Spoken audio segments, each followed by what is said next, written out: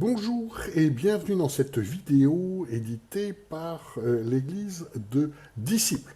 Aujourd'hui, la prédication a pour thème quel est le travail spirituel le plus important? La prédication, en fait, m'a été vraiment inspirée par une phrase que j'ai lue dans une étude américaine sur la croissance d'Église, sur la construction, et c'est un auteur très connu qui fait cette étude, en ce sens que ce sont ces conclusions qui sont utilisées dans la plupart des formations supérieures en implantation d'églises françaises. Alors, ce que dit cet auteur, il compare en fait les différentes tailles d'églises, la croissance numérique, et notamment il parle de la prédication dans les méga-churches. Megachurch, c'est-à-dire une église où il y a plusieurs milliers de membres. Et il nous explique que, en fait, le gros avantage des megachurch, c'est que la prédication est de bien meilleure qualité. Et il le justifie en expliquant que le pasteur est payé pour passer 20 heures de préparation sur cette prédication si c'est nécessaire, tandis que le pasteur d'une petite église, il fait plein de choses en même temps et il ne peut pas faire des prédications d'aussi bonne qualité que dans ces méga-churches. Alors, ça fait poser déjà une première question, c'est quoi une bonne prédication? Et alors, la préparation de prédication de méga-church, en fait, ça fait appel à beaucoup de techniques, puisqu'effectivement, on est seul sur une scène, on doit tenir près d'une heure, avec des micros, avec des caméras, et en fait, il y a une gestuelle à travailler qui est très importante, on doit bouger le corps en permanence, on doit montrer plein d'émotions sur notre visuel, on doit aller de long en large sur la scène, ça c'est une première partie. On doit également envoyer des blagues régulières, des petites blagues, on fait des blagounettes régulièrement pour créer un climat d'empathie. Voilà, ça détend, c'est rigolo, c'est intéressant. On doit aussi envoyer un certain nombre d'anecdotes historique sur ce qui se passait à l'époque, hein, ça intéresse les gens, ça éveille la curiosité intellectuelle. Ah, ça, je savais pas ça, que ça se passait comme ça, c'est intéressant. On doit aussi, en général, ce que l'on fait dans ce genre de cas, c'est qu'on parle de plusieurs expériences personnelles, ça développe un lien affectif avec ceux qui écoutent ou qui regardent cette prédication, avec les spectateurs, en fait. Tout ça, ce sont des techniques qui sont bien connues, qui sont en fait exactement les mêmes que toute personne qui fait un discours dans un séminaire d'entreprise, ou ce sont bien entendu les mêmes que tout artiste qui fait un one-man show. Effectivement, lui, il passe des heures à peaufiner son texte, le visuel, les petites choses qui se passent, pour déclencher de l'émotion chez les personnes. Ce sont des techniques qui sont bien connues. Attention, ne pensez pas que ça se passe que dans les méga-churches. Dans la plupart des formations en prédication, on apprend aussi plein de techniques pour faire en fait des discours construits, structurés, avec beaucoup d'études textuelles. Et c'est ça dont il parle quand il parle de 20 heures de préparation. Alors, qu'est-ce que ça donne comme résultat? On l'entend dans les sorties d'église, hein, et que ce soit américaine ou française, de quoi on parle. Ah oui, c'était intéressant, t'as vu comme ce pasteur-là, voilà, c'était spirituel, j'ai appris des trucs, ça m'a fait réfléchir, ah oui, c'était bien, etc., c'était bien. Et comme vous avez vu, il y a déjà un problème, c'est que, et quand vous avez fait plusieurs sorties d'église, vous entendez en fait la même chose, soit ça n'a pas intéressé du tout le monde l'a oublié, soit c'est ce genre de commentaires. Moi, personnellement, mais ça peut arriver, hein, ceci dit, moi, personnellement, j'ai jamais entendu le seul commentaire qui m'intéresse. Ah, qu'est-ce que Dieu est grand. C'est ça, le seul commentaire qu'on devrait, on parle tout le temps de la prouesse du gars qui a travaillé, oui, bon, et on oublie un petit peu l'objectif. Alors, je dois dire aussi que ça me met un peu la misère, ces histoires de 20 heures de préparation, parce que moi, je prépare environ 1 heure par semaine ma prédication, donc ça veut dire que je ne fais pas un travail spirituel sérieux. On va voir ce que nous dit Jésus sur cette question. En Matthieu 7, versets 24 à 27, nous avons « Quiconque donc entend ces paroles que je dis et les met en pratique sera comparé à un homme prudent qui a bâti sa maison sur le roc. Et la pluie est tombée, et les torrents sont venus, et les vents ont soufflé, se sont jetés contre cette maison-là. Elle n'est point tombée, car elle avait été fondée sur le roc. Et quiconque entend ces paroles que je dis et ne les met pas en pratique sera comparé à un homme insensé qui a bâti sa maison sur le sable, et la pluie est tombée, et les torrents sont venus, et les vents ont soufflé, et ils ont heurté contre cette maison-là, et elle est tombée, et sa chute était grande. Donc, Jésus, en fait, nous explique une seule chose, c'est la finalité de l'enseignement. La finalité, c'est changer sa vie pour appliquer véritablement ce que Dieu nous demande. En fait, on ne nous demande pas de faire des prédications intéressantes. Hein. Si vous voulez faire des choses intéressantes, là on est sur YouTube par exemple, mais sur YouTube est bourré de vidéos intéressantes. Hein. Il y a des vidéos absolument fascinantes sur ce que font les chats. C'est très intéressant. Il y a beaucoup de monde qui regarde ça. Il y a de l'émotion. Oh, c'est un chat, c'est rigolo. Faire des prédications intéressantes n'est pas l'objectif en fait, ni faire une prouesse de discours.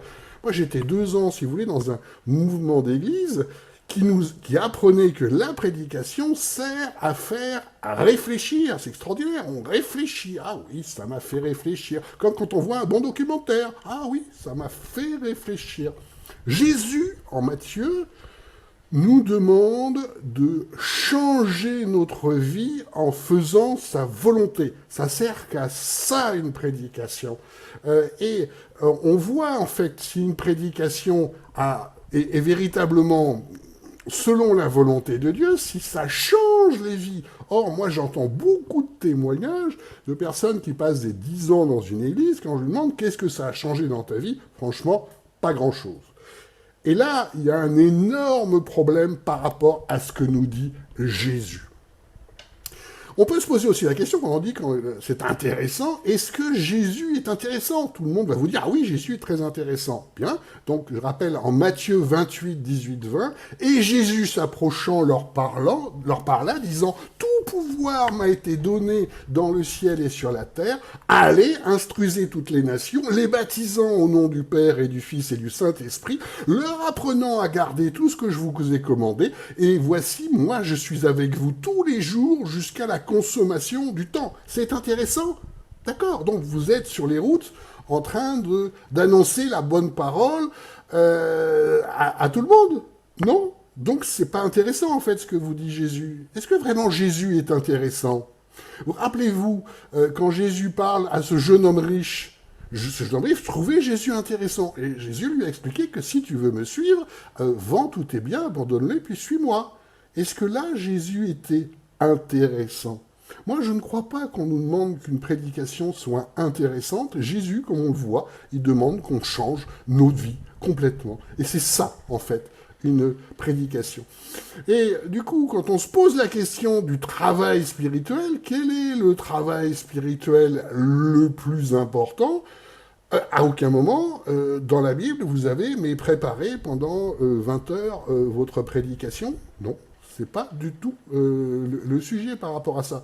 Je vais vous donner une autre illustration. J'ai partagé récemment dans l'église un document qui était en fait un document préparatoire d'une réunion, puisque un grand mouvement d'église, d'implantation d'église, qui travaille depuis des années, hein, il y a beaucoup d'églises qui sont créées implantées, ou ils tentent en tout cas de le faire, avait fait le constat que en fait, ils étaient très déçus par les résultats, ils ne voyaient pas les disciples qui créent des disciples, il n'y avait pas d'apôtres, il n'y avait pas de prophètes, ça ne marchait pas. Il n'y a pas de multiplication. Non, vraiment, ça ne marche pas. Donc, qu'est-ce qu'ils ont fait? Ils ont fait ce qu'ils savent faire. Ils ont fait une réunion, un petit peu comme... Enfin, plein de réunions. Hein, un peu comme dans une entreprise, vous avez les ventes qui sont plates. Eh ben, vous enchaînez réunion sur réunion, vous faites des listes, des priorités, vous réfléchissez, vous vous grattez la couenne, la tête, tout ça. Et c'est ce qu'ils ont fait. Et ils ont pondu effectivement des ateliers pour que tous ceux qui allaient au congrès puissent comprendre les méthodes pour que ça marche. Et là, ils ont fait un atelier, l'atelier central, c'est comment faire des disciples. Ce qui m'a intéressé, c'est que je lisais cette liste, il y a 50 étapes. Alors, il y a plein d'étapes, hein. Il faut apprendre à connaître les gens, les former, les accompagner. Alors, il y a une tension entre faire les choses soi-même, investir dans les autres. Il ne faut pas forcément faire de grandes études pour en accompagner d'autres. Les implantations, ils expliquent, ne sont pas en fait une mode. Il y a 50 choses comme ça. Faire confiance, regarder si quelqu'un peut répondre aux besoins. Alors il y a des problèmes de mentalité, il y a des problèmes de professionnalisation du ministère, bla bla bla. Donc 50 étapes, ça fait penser au bouquin, vous voyez, 10 étapes pour maigrir, 50 étapes pour faire des disciples. Et alors, on voit qu'ils sont beaucoup grattés la tête, parce qu'à un moment donné, il y a la phrase, et c'est extraordinaire, n'oublions pas l'œuvre du Saint-Esprit. Ah, c'est-à-dire qu'on voit bien qu'en fait, ils ont fait des heures et des heures de réunions, et puis à un moment, il y en a un qui a dit, on a peut-être oublié un truc. Et ils ont rajouté, ah zut, on avait en fait complètement oublié le Saint-Esprit. Et on voit bien comment ça marche, en fait. Donc, dans la méthode, ils avaient oublié un truc qui est Dieu. Hein. Et et vous voyez que dans cette illustration-là, le travail spirituel qu'ils ont fait de réfléchir, de faire des méthodes, n'a absolument en fait aucune espèce d'importance. Comme ils font ça depuis des années, c'est pour ça qu'il n'y a pas d'apôtre, il n'y a pas... Enfin, en tout cas, ils n'en voient pas. Hein, ça, c'est autre chose. Ils ne voient pas d'apôtre, ils ne voient pas de prophète, ils ne voient pas de multiplication, ils cherchent tout le temps des méthodes. Et j'ai connu un frère qui était comme ça lors de l'implantation de l'église. À un moment donné, voilà, on faisait une réunion et je réfléchissais, je me disais, je sens vraiment que il y a un appel de Dieu pour un quartier, il faudrait peut-être faire une implantation à ce niveau-là et tout. Et alors, il se tourne vers moi et dit, alors, qu'est-ce qu'il faut faire, des études bibliques, des groupes de prière. Et là, j'étais atterré, en fait, parce que là, il est en train de m'expliquer qu'il est en train de faire sa petite stratégie et que ça va suffire. Et moi, j'avais pas de réponse, parce que ma seule réponse, j'en sais rien ce qu'il faut faire. Je vais attendre que Dieu montre ce qu'il faut faire. C'est tout, c'était ça ma seule réponse. Et finalement, Dieu m'a montré, ça s'est passé différemment. C'était pas ce quartier-là et puis un autre. Et voilà, et au jour actuel, on est actif, mais on fait pas le petite réunion où on pense à un truc, on dit « Ah, super !» Et lui, il était persuadé que c'était ça, hein, le travail d'un conseil était de réfléchir, de se gratter la couenne, comme dans un conseil d'administration, et puis après dire à tout le monde « Ah, c'est la décision du conseil, on va faire ça. » Non, c'était pas ça du tout. Et d'ailleurs, ce frère est parti hein, aujourd'hui, et effectivement, c'est logique par rapport à ça. Mais vous voyez où on en est par rapport à ça. Quel est le travail spirituel important ? Ben, la Bible nous le dit évidemment. Que devons-nous faire sans cesse ? En 1 Thessaloniciens 5, 17, nous avons prié sans cesse. Alors le problème, c'est la compréhension de ce que c'est que prière. Tout le monde dit « Ah, moi je prie, attends, je fais ça, Dieu, machin, Voilà. Sauf qu'attention, c'est pas parce que vous priez que c'est une prière selon la volonté de Dieu. Ça n'a rien à voir avec ça. Hein. Je vous rappelle et je rappelle souvent cette anecdote, quand il y a eu l'Inquisition, ils ont prié aussi, hein, pour dire, voilà, fait une prière, Dieu, etc., machin, et puis ils ont dit, en fond, ça sera cool de torturer les gens. Voilà. Et on le voit aussi énormément dans les églises, et j'ai des boutons pour ça. À chaque réunion, on prie avant, et on est sûr que... Et le problème, c'est que ce qui se passe après est une catastrophe, mais ils ne savent pas, parce qu'ils pensent qu'en priant avant, ils ont fait un geste magique, et ça serait forcément bien. Moi, depuis, j'ai réagi en faisant ça, en fait. Depuis, nous, on ne commence plus nos réunions par prier, parce que je ne veux surtout pas que tout le monde pense, comme je l'ai vu tellement de fois, que c'est en fait un truc magique qui fait que ça sera dans la volonté de Dieu. Hein. Je vous rappelle que pour mettre en place l'Inquisition, ils ont prié aussi.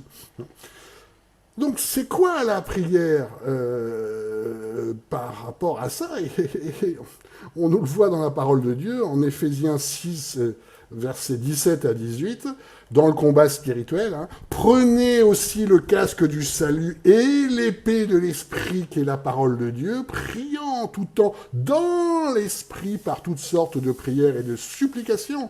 On n'a pas dans la Bible cette notion de prière creuse, répétitive. Si, Jésus, au contraire, nous parle effectivement de ces répétitions et les condamne par rapport à ça. La prière est une relation avec Dieu dans l'esprit, qui a plein de formes en fait. Et là, vous pouvez écouter les formations sur être conduit par l'esprit, écouter Dieu, enfin bon, voilà. Il y a plein de formes en fait, et Notamment, je vous parlais de méditation, ce que je fais beaucoup avec Dieu pour comprendre et connaître sa volonté. Et c'est ça mon travail spirituel. Je reprenais l'exemple de tout à l'heure. Moi, je ne passe qu'une heure parce que mon travail, je le fais en écoutant la volonté de Dieu. Alors, c'est souvent, effectivement, la nuit où j'ai le thème de la prédication. Et dans la nuit, effectivement, le thème de la prédication est ressorti plusieurs fois. Donc, je la fais aujourd'hui. Voilà mon travail. Le reste, je le mets en forme. C'est pas long, ça, de mettre en forme quelque chose. Et le travail spirituel important, c'est pas mettre en forme ou essayer d'illustrer. D'accord, c'est une mise en forme, mais le travail spirituel important se fait avec Dieu, à son écoute, dans sa relation. C'est ça le travail. Et on entend tout le temps, il faut lire la Bible, étudier. Et la question peut se poser, est-ce que lire et étudier la Bible est un travail spirituel important? Je vais vous choquer, mais pas du tout. Pas du tout. Parce que si c'est fait comme c'est fait le plus souvent, un travail intellectuel, il n'y a aucune relation avec Dieu. Vous êtes intéressé. C'est intéressant. Et dans le passage que je vous ai dit tout à l'heure, la liste des 50, ça a été fait par des gens très diplômés, qui sont enseignants eux-mêmes dans les instituts bibliques, tout ce que vous voulez. Sont des références, machin, dans leur domaine. Et ils ont passé des années à étudier la Bible, et on voit ce que ça donne par rapport à ça. Où est la relation avec Dieu? À quel moment on voit la relation avec Dieu et cela apporte ses fruits? Voilà le travail spirituel important, la relation avec Dieu. Si la prière n'est qu'une répétition de mots, même faits gentiment, en fait, qui n'est pas dans sa volonté, qui n'est pas dans l'esprit, clairement, qui n'est pas dans l'esprit de Dieu, il n'y aura rien qui va se passer. Et ça durera des années. Et là, que je vous citais tout à l'heure, dans ce genre de réunion, de méthode, ils ont commencé chaque réunion en priant. Ils ont peut-être passé des soirées à prier, peut-être, mais c'est pas ça du tout. C'est pas ça du tout. Pour revenir à la Bible, si c'est juste essayer de comprendre au premier degré, ça ne changera rien. Je vous donne un exemple très simple, là, récemment. Nous, dans l'Église, on porte beaucoup les messages aussi de Francis Chan. Vous pouvez trouver effectivement des liens sur ces vidéos dans notre page Facebook ou sur notre site, parce que ça nous touche énormément, on est bousculé par ces conférences et ces prédications. Et je voyais sur Internet, je voulais voir l'impact que ça avait, ces prédications. En fait, il est dans le même mouvement spirituel que nous. Et je voyais une critique sur le dernier livre de Francis Chan, sur les églises, lettres aux églises, et la critique disait « Il n'a pas compris ce que c'est qu'un passage descriptif et normatif, et il n'a jamais parlé de l'importance de la prédication. » Ah, ça. J'ai fouillé là-dessus, j'ai voulu savoir qui était ce gars, ce qu'il fait, ce qu'il pense. Alors déjà, je vais être clair, la prédication n'a aucune espèce d'importance. D'accord ? Pourquoi? Parce que ce qui compte, c'est la relation avec Dieu. Si la prédication, c'est comme c'est fait le plus souvent, juste un discours, vous pouvez vous faire sauter la prédication, ça ne change rien. Vous pouvez écouter pendant 10 ans des prédications comme ça. Ah oui, c'est intéressant. Bon, ça ne change rien à vos vies, et ça vous n'aidera pas à faire vraiment la volonté de Dieu. Ce que fait le pasteur n'est pas non plus important. Ce qui est important, c'est la relation avec Dieu. C'est ça le travail spirituel important. Et pour revenir à ce qu'il disait, à un moment donné, ce commentateur qui disait non, parce qu'en fait il était étudiant en théologie, voilà, et il disait il n'a pas compris ce que c'est que des passages descriptifs et normatifs. Alors, il explique dans ses blogs, passages donc descriptifs, il y a dans la Bible des passages qui sont liés au contexte, qui ne donnent pas lieu forcément à une application directe et immédiate, ce en quoi il a raison. Le problème, dès que j'ai vu ces deux mots, descriptif et normatif, je me dis, oh là là, qu'est-ce qu'ils vont en faire? Effectivement, c'est couru. Ils ont supprimé tous les passages qui ne leur plaisent pas, où il y a le Saint-Esprit en clair, en disant, ah, c'est juste descriptif, comme les actes. Les actes, c'est juste descriptif, voilà, c'est rigolo, mais c'était à l'époque, c'était il y a longtemps, oh là là. Et normatif, qui a juste les passages qui les intéressent, eux. Voilà, extraordinaire. Donc, à partir d'une simple concept intellectuel, on peut en fait vider la Bible de toute substance. C'est magique. C'est la puissance de l'esprit humain pour étouffer le travail de l'esprit. Extraordinaire. Et on voit ça très souvent par rapport à ça. Donc, je vous décris ça en disant, effectivement, si vous étudiez la Bible comme ça, et beaucoup le font, étudier la Bible n'en rien un travail spirituel important, c'est juste la façon d'accorder ce que vous lisez avec vos idées. Voilà, donc, comme les prières, ça ne donnera rien, c'est juste par la chair, et absolument pas par l'esprit. Il n'y aura aucune transformation, mais vous pourrez faire carrière, par contre, il n'y a pas de problème. Donc, vous voyez dans ces exemples concrets à quel point il est tellement facile d'être dans la chair, dans la logique humaine, dans le raisonnement, et plus du tout dans la volonté et l'esprit de Dieu. En fait, le seul travail spirituel important, encore une fois, c'est notre relation avec Dieu. En Apocalypse 2.7, et cette phrase est répétée une dizaine de fois, Apocalypse 2, Apocalypse 3, que celui qui a des oreilles écoute ce que l'Esprit dit aux églises. Que veut dire ce passage ? Dieu sait tellement à quel point chacun veut se boucher les yeux et les oreilles et faire exactement comme sa pensée le dit et pas comme Dieu fait, que cette phrase est répétée plus d'une dizaine de fois, parce que les hommes ne vont pas le faire, bien sûr. Mais que celui qui a des oreilles écoute ce que l'Esprit dit aux églises. Donc voilà le message de Dieu par rapport à ça, le plus important, le travail spirituel, et d'être dans la relation directe avec lui. Vous vous rendez compte ce qui se passerait si les conducteurs des églises écoutaient vraiment Dieu ? Ils faisaient vraiment un travail spirituel important tel que Dieu nous le dit. Plus personne ne penserait que Dieu va parler entre 11h et 11h45. Rien que cette notion est folle. Vous vous rendez compte ? Vous demandez au créateur de l'univers, bon, t'es gentil, on t'a fait une place dans le culte, toi tu vas parler de 11h à 11h45. Pas avant, pas après. Mais rien que de penser ça est fou. Et pourtant, vous allez retrouver ça dans la très grande majorité des églises. Voilà, Dieu va parler là. Top ! Dieu parle. Ah ben non, pourquoi il ne fait pas ce que je dis ? Voilà. Vous voyez où on en est. S'il y avait vraiment un travail spirituel important, ça fait belle lurette qu'ils auraient sucré ça. Moi, personnellement, régulièrement, je fais sauter la prédication quand je vois que Dieu va parler d'une autre façon. C'est pas la prédication qui est importante, c'est la relation avec Dieu.